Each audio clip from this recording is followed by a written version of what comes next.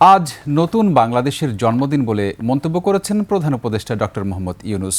রাজধানীর Gulshan model school and college কেন্দ্রে vote দেন তিনি। এ সময় তিনি উচ্ছ্বসিতভাবে বলেন, আজ থেকে নতুন বাংলাদেশের সৃষ্টির সুযোগ হয়েছে।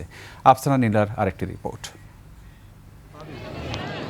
বৃহস্পতিবার সকাল 10:26 রাজধানীর Gulshan model school and college কেন্দ্রে ভোট দিতে আসেন প্রধান উপদেষ্টা প্রফেসর ডক্টর মোহাম্মদ ইউনূস। এ সময় সঙ্গে ছিলেন তার মেয়ে। ভোট দেওয়ার পর গণমাধ্যমের সঙ্গে কথা বলেন মোহাম্মদ ইউনূস। বলেন, আজকের এই প্রক্রিয়ার মাধ্যমে অতীতকে বর্জন করা হলো। আজ থেকে প্রতিটি পদে নতুন বাংলাদেশ সৃষ্টির সুযোগ হলো বলেও মন্তব্য করেন তিনি। আজকে নতুন বাংলাদেশের জন্মদিন। সারা দিনব্যাপী আমরা এই জন্মদিন উৎসব পালন করব। এটার মাধ্যমে আজকে যে প্রক্রিয়া এখান থেকে শুরু হলো, এর মাধ্যমে আমরা অতীতকে বর্জন করলাম।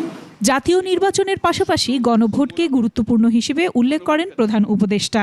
প্রার্থীর জন্য আমরা ভোট দিলাম, সেটা খুব গুরুত্বপূর্ণ, কিন্তু গণভোটটা খুবই গুরুত্বপূর্ণ। তো সবাইকে আহ্বান জানাচ্ছি গণভোটে অংশ নেবার জন্য, যাতে করে আমরা নতুন বাংলাদেশ গড়ে তুলতে পারি।